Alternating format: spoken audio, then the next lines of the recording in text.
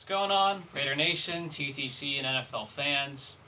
Uh, well, everyone's probably been asking about the Super Bowl and whatnot, and that it's this Sunday, biggest game of the year, of course, and the big title game, if you want to call it. Whatever names you have for it, it's the Super Bowl.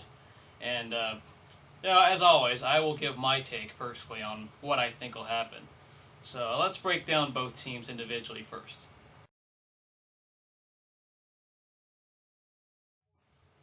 For the Green Bay Packers, this is a team that has overcome a lot of adversity, especially to start the year.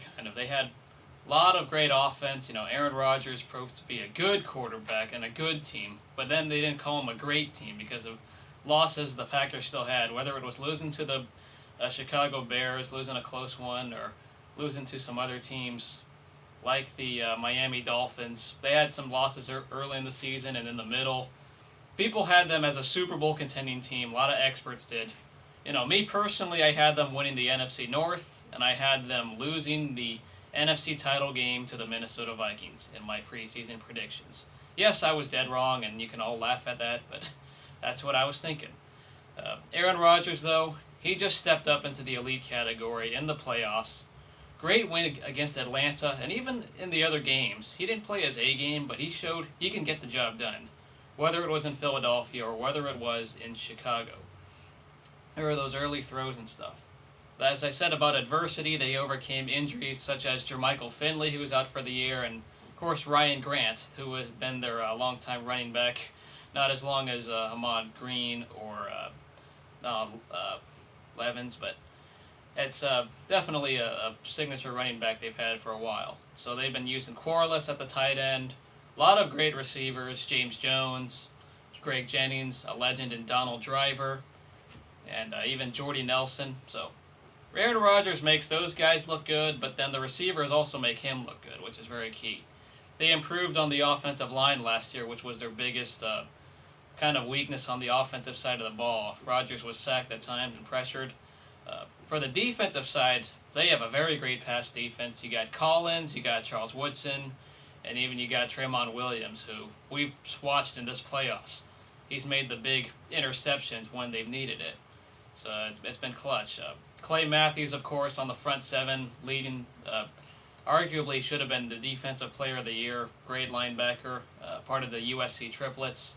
And then, of course, you have B.J. Raji up front. And the front seven, when they switch to a 3-4, they've done much better at sacking the quarterback and getting to him. Their run defense is ranked in the middle, kind of average. Not great, but it can definitely get the stops. But they do rely on their secondary as their big strength on defense. Special teams is probably their biggest weakness. Kick return and punt return coverage has been iffy. Mason Crosby was a great kicker at Colorado. He's been kind of questionable at times this season. He can make the big kicks or long kicks when they need it. Ask Luz for Blizas, because he's a Colorado fan. Punting did very well against Chicago. I'll give him that much. So for the Packers, it's been a great, great story of underdogs being in playoff mode since Week 16, and they've been winning out ever since, up to this point. So that's your take on the Packers.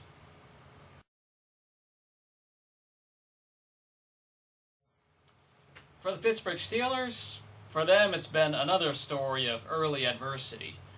They had a suspension for Big Ben Roethlisberger in the beginning because of all that drama he had in the summer, 4-game suspension. But they went 3-1 out of those opening 4 games, and then once he came back, the rest was history. The Steelers still have a very great defense for what they've had. Troy Polamalu has been healthy for the most part. I think he missed 1 or 2 games here and there, but he's shown how important he is to the team when he's healthy this season, because I know last year he was out for some time, and they weren't exactly as good as they were in the past.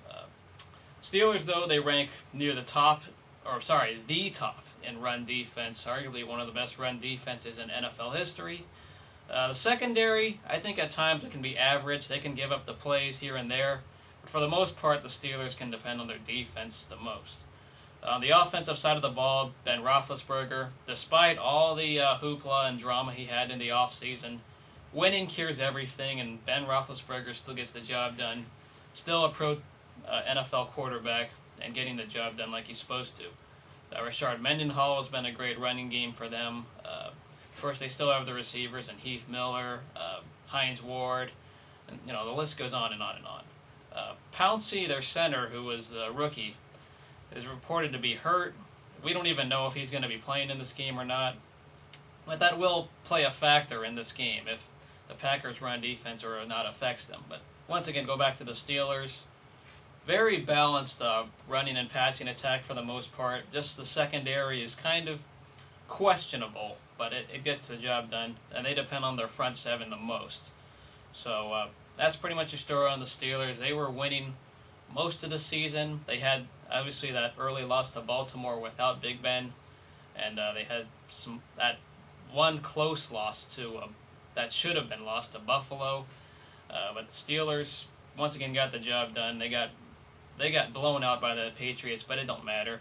The Jets did their job in the playoffs when they played the Patriots to knock them out. So the Steelers overcame some early struggles against the Ravens in the playoffs, but the turnovers, they were able to force them and beat the Ravens, as well as they started very well against the Jets, but they got very laid back in the second half. The offenses can be very up and down, but for the most part, that defense shuts anyone down, whether it's a goal line stand or just stopping the run. So that's my take on the Steelers for this season.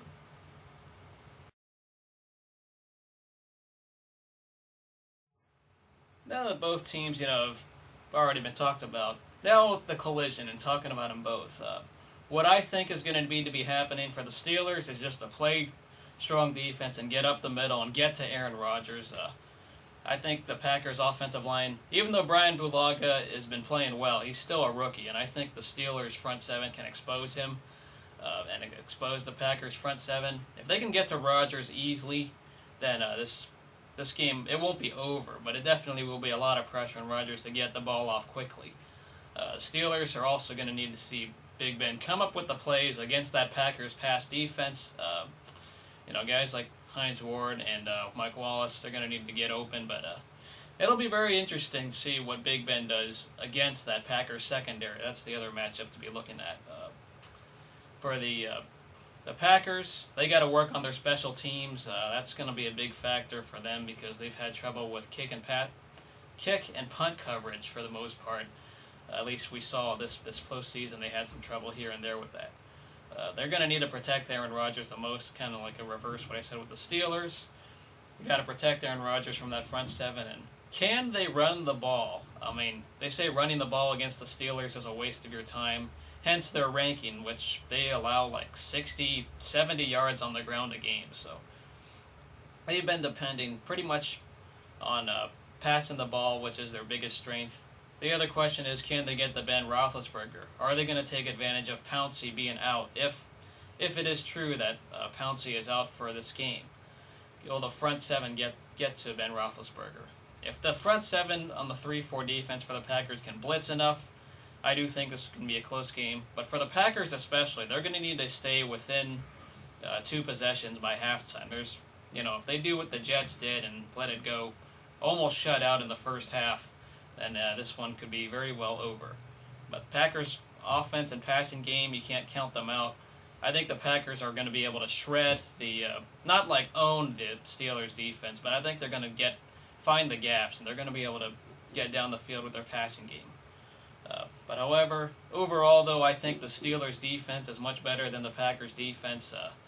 No offense to Packer fans, I actually have the Steelers winning this game with Ben Roethlisberger's experience, as well as really a lot more experience on both sides of the ball. They've been in this big game before.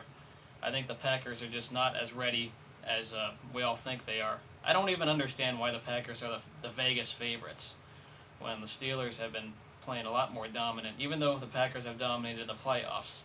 I don't know if they're as ready as the Steelers are for this big game. So my final score prediction is Pittsburgh Steelers 23, Packers 20.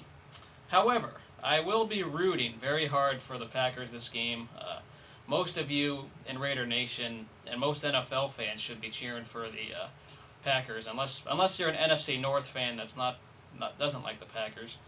Then, other than that, though, most people should be rooting for the Steelers. They'll want to see 7 Super Bowls or 7 Lombardis for the team. I think a lot of people are sick of them winning with this dynasty they've kind of created right now. In both the 70s and both this past decade, with their third Super Bowl appearance.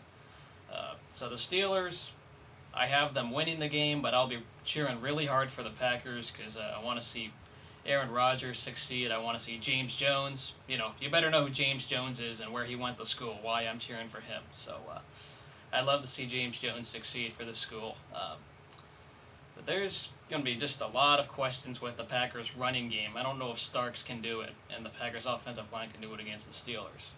So let me know, guys, who do you have? Let me know in the comments. Who do you think will win, and who do you want to win? Also, of course, if you're a Packers or a Steeler fan watching this, tell me other reasons why your team will win, other than stuff that I've said in this video. Big shout out to the people in the description. There's going to be a load of Packer fans like Sergeant Johnny, Indian Packer. I have the links in the description. Also, some Steeler fans who are pretty cool. I know one of you is not so cool, but for the most part, the rest of you guys are fine. So, links are in the description. Check them out. Both Steelers and Packer fans. For those of you who don't always pay attention to other fans on YouTube. So, I'm out. Also, subscribe to the TTC Awards, which is your appetizer right before the Super Bowl. It'll debut on Saturday, February 5th. So I'll be talking post-game on the Super Bowl with my reaction and stuff. Don't expect it to be right after the game. I'll probably be at a party like everyone will be. So until then, we'll see you guys after the Super Bowl. Good luck to both teams, but go Pack Go is what I'm going to be rooting for, because I just don't like the Steelers as much. So we'll see you guys later.